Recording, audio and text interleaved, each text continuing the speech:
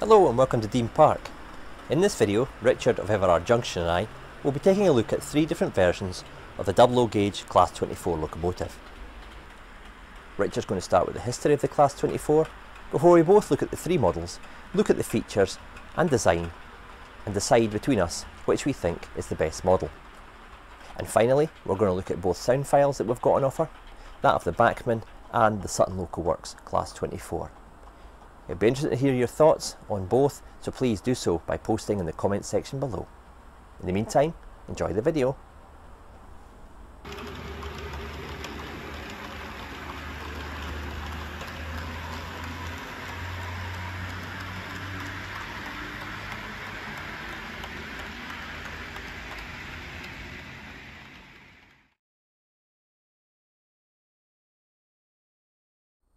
So this is the Class 24. I always found these quite interesting as they came in sort of the early part of the modernisation plan.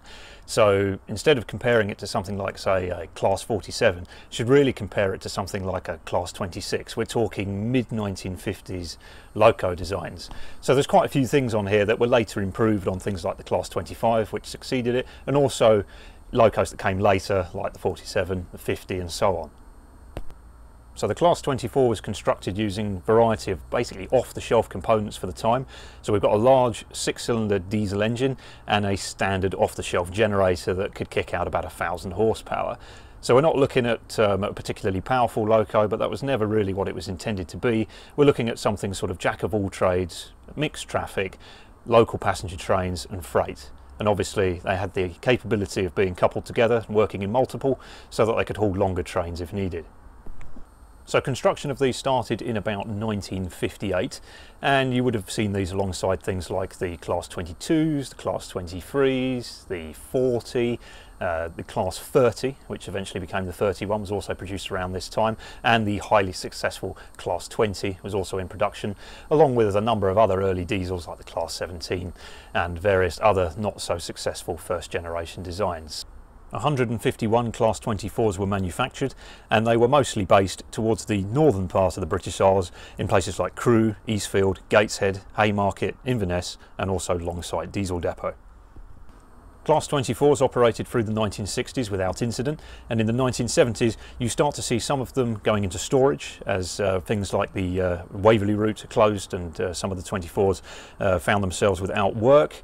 You also found electrification projects, certainly up in the Scotland area, displaced some of the 24s as other more powerful loco types like the 26s and 27s found themselves displaced from the routes that had been electrified and then took over from duties that were run by Class 24s.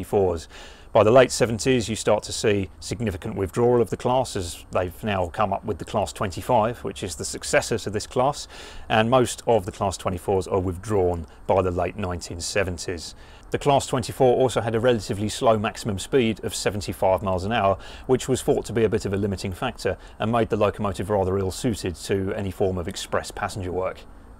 However, the Class 24 represents an important stepping stone as it led to the development of the highly successful and very widespread Class 25, often nicknamed as the Rat, as it could be seen in almost all parts of the UK, and that locomotive owes its success to the Class 24.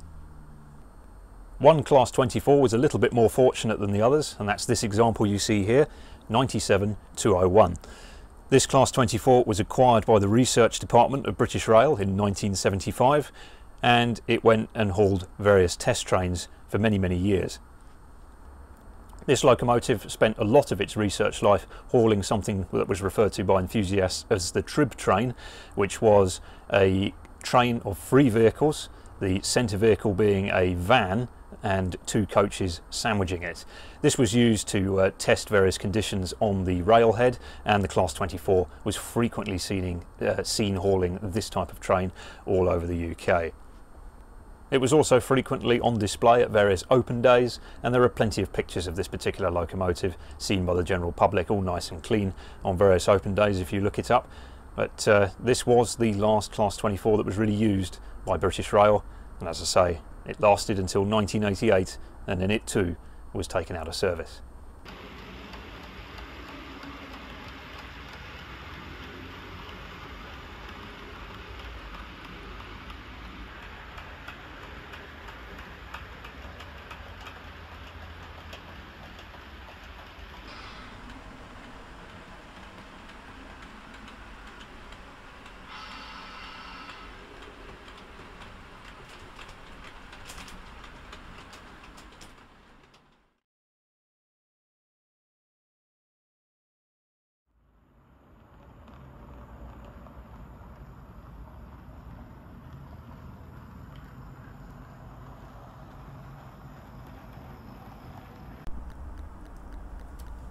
Okay, so you can see we have a selection of 3 Class 24s here. We have the original Bachmann tooling on the left, we've got the new Bachmann tooling that's just been released in the centre, and the highly regarded and well received Sutton locomotives Class 24. And while the new Bachmann 24 is a significant improvement over the old one, I'd say it's still not quite as good as the Sutton Locomotive Works Class 24. So, in your opinion, why is that the case then? Maybe we want to look at different areas of the loco. Yeah, and we can absolutely. break So it down there's a couple of... Let's look at the front first. Yeah, the front's probably the most obvious difference, and there's a couple of other subtle things around the loco as well. Right, Richard, I've turned the locos round, so we're looking at the nose end here. Now, the first thing that strikes me with the door arrangements, at the left hand side here we've got just a door on the original Bachmann. On the new one, they've tried to give it that plated overlook. You can still just see the seam down the middle. However, on the Sutton one, there is the full door. Now, looking at photographs, I would suggest that Bachmann are more accurate here. What do you think? Certainly, yes. So looking at the photographs of the real 97-201, the door is certainly plated over, and as a result of that welding, whilst the door shut lines are still visible, they're very, very fine, and Bachmann have modelled that, although it's probably almost impossible to tell on the camera. The Sutton example has much deeper shut lines, and whilst this could still be portrayed as a welded door, it certainly seems to be a difference there. Yeah, and what strikes me between the two Bachmann versions is this door is markedly smaller in appearance than this. It's narrower as well. So yes, the Bachmann have really improved the proportions, I feel, of the new one, especially as you mentioned earlier on when we were chatting. There seems to be more of a correct angle on the cab windows there, but that's more flat. Yeah, the profile of the roof along this section here certainly seems to have differed between the two examples. So the first thing that struck me with this particular model is when you look at the Bachmann version, both in the new and the old tooling, there is a very, very obvious line where the body meets what is effectively on the model, the chassis. But in real life, this would be the front cowling that would then form part of the buffer beam, and you can see on the Sutton example that this is all one piece, and certainly looks much more convincing with regards to a real Class 24. It certainly pulls off the look a lot better without that kind of seam, as you've said. It kind of draws your eye to it, especially being in the yellow. If it was a darker colour, it might not have obviously been more obvious to the eye, but yeah, I can see that now that you mention it. Something that a bit of weathering might take care of right enough. So I've just actually noticed that when you mentioned it. But what I was kind of looking at was the finesse or the quality of the indicator discs there. What struck me with the Bachmann one, they're slightly smaller, and two, slightly chunkier in nature. What would you think? Yeah, they're certainly thicker in appearance. So side by side, there's definitely a difference in the quality of the indicator discs, and once again the Sutton example trumps the Bachmann offering. But in isolation, I would be happy with either example, but it's worth pointing out there is a significant difference. Yeah, and another thing I'm just going to draw your attention to is the buffer beam detail. Now the one on the left, being the original one, it really is quite a basic buffer beam with the detail. I mean, the 3-link coupler there is actually one solid piece of plastic, whereas on the new Bachmann one, it actually is made up of separate parts for the linkages, as obviously we've got on the Sutton one here. But you can see a distinct difference there between the two Bachmanns. However, I have to say the Bachmann one for me stands up pretty well in comparison to the Sutton. Yeah, they've done an excellent job, particularly when looking at the previous model. The Bachmann locomotive really does shine in terms of the buffer beam detail.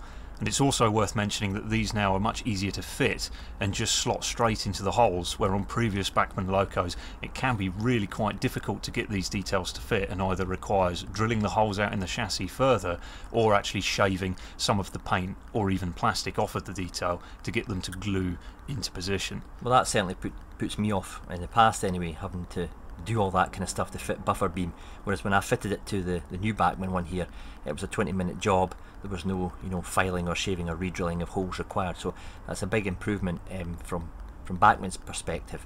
Final thing I want to look at actually on the tooling of the face here is the wipers. Bachmann have used a kind of twin arm wiper on the new one as opposed to a single arm, what appears to be a single arm wiper on the original one.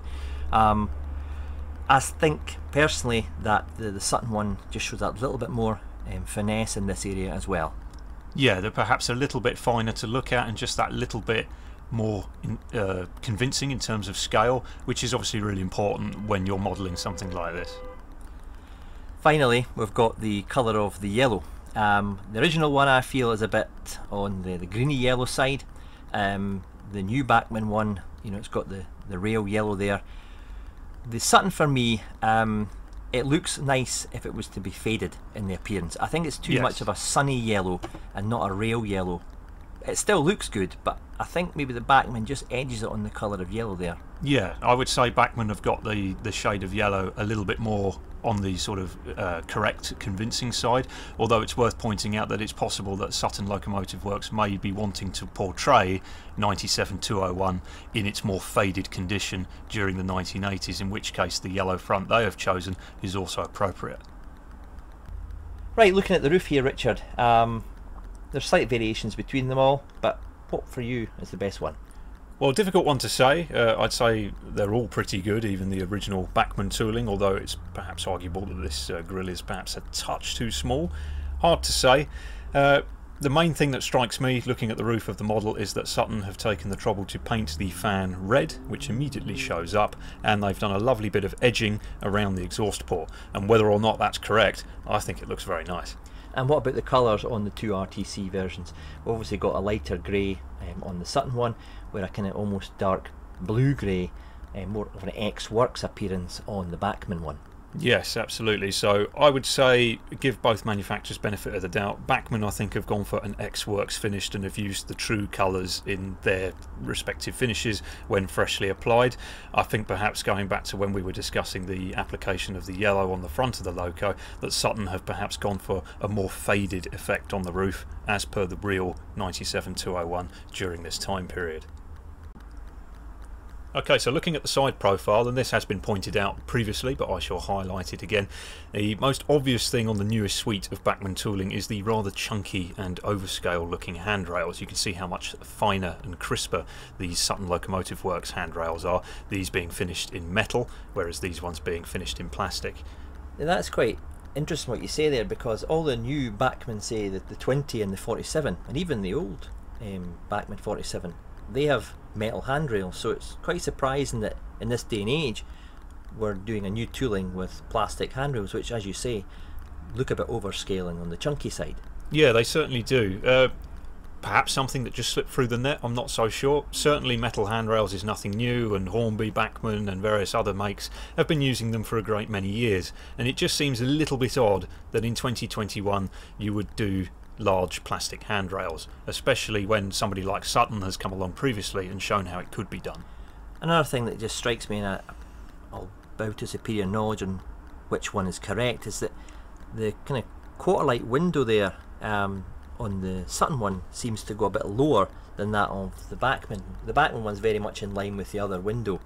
Yeah, the base of the windows follows along the same plane, whereas on the Sutton one, the quarter light window, if you prefer, does seem to drop a little bit lower.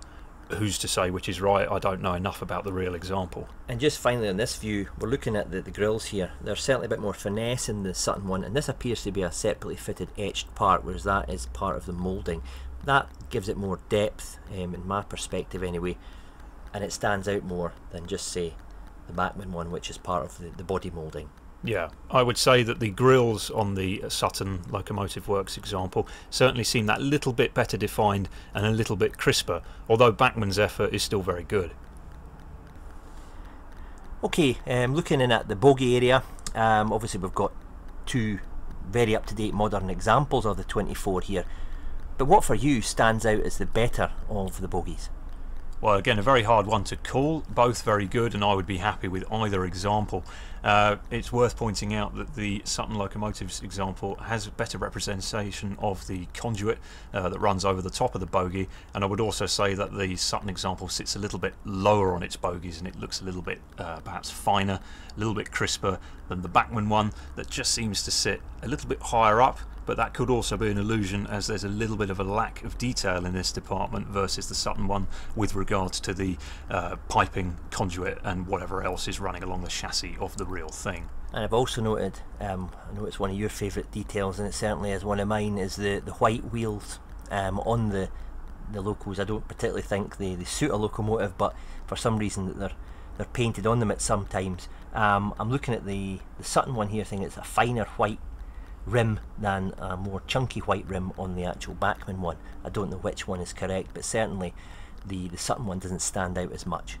Yeah, I would agree with that, and also the Sutton locomotive is known for the excellent drilled wheels that loco has fitted to it. It's almost impossible to see on camera, but the wheels are very, very well represented in that regard on the Sutton locomotive's example. The Bachmann one also has the drilled wheels, but you can't see them as clearly in certain angles as the Sutton one. One more thing actually, the fuel tanks, you can just see in shot there the end of the fuel tanks, and we had a bit of debate before we came on camera regarding the actual fuel gauge. There are pictures to represent this particular locomotive without a fuel gauge. So where do we stand on that? Who's done a better job here? Yeah, I don't know enough about the Class 24 or 97201, but all the pictures I can find of the loco show it to be fitted with a type of tank that does not have that visible gauge on it. So based on my research, I would say Bachmann have actually got this right with the loco on the left, and Sutton have perhaps made an error in judgment there, but I don't know enough about them to actually call that to be fact. The door handles on the Sutton one are picked out in silver, and I think that's a better representation than the black ones. And also, again, looking at the RTC livery that we talked about, the shades of yellow, who do you think's captured the best look? Is it the same as before? We're looking at a Bachmann X Works and possibly a Sutton that's been out in the weather and the sun for a while? I would probably agree with that. There's certainly some fading to the blue and the red on the Sutton example, so I'd say they're trying to go for a bit more of a true to life as it would have been paint job, whereas Bachmann have gone for fresh X Works straight out of the box. And you can even see that with the underframe and the bogies, the Bachmann example being a little bit more glossy in finish versus the Sutton example. However, credit where credit is due, Bachmann, as they typically do, have done an excellent application of the livery, and it's particularly crisp and well defined around this area where you've got the red, the white, the blue and the yellow all making their way up the same screen post, whereas perhaps the Sutton example is a little bit more cloudy in appearance.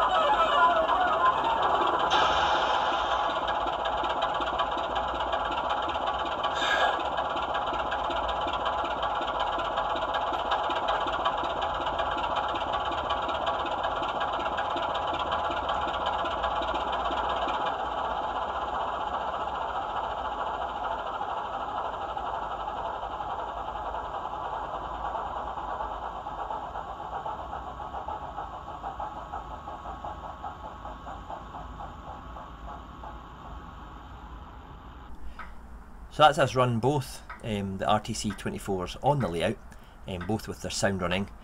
Do I have to ask you which one you prefer?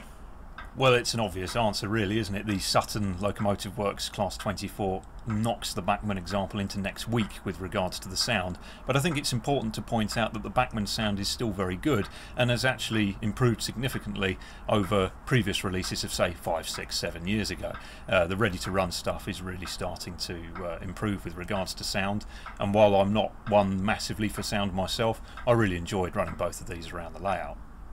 I think as well you've got to remember that there is an opportunity for you to upgrade the Bachmann one with, you know, a larger speaker or speakers. You know, the sound file on the Bachmann one is good. I just feel it's underpowered with regard to the speaker that it's been given. Yes, it's perhaps in need of a little bit more punch, and that's where the Sutton Loco really shines. It's got a real deep bass to it, and it's quite a bit louder. As for which one you'd want to live with for half an hour, perhaps the Bachmann one would be a preferable example. I agree with that, yeah. Well, that's it for this video. I hope you've enjoyed watching it and listening to Richard and I go through the comparisons between the Bachmann and the Sutton Loco Works Class 24. Richard, thanks for popping by. I know you're doing a little bit of a tour around the area, so thanks for popping by for the day and spending a bit of time up here in the loft.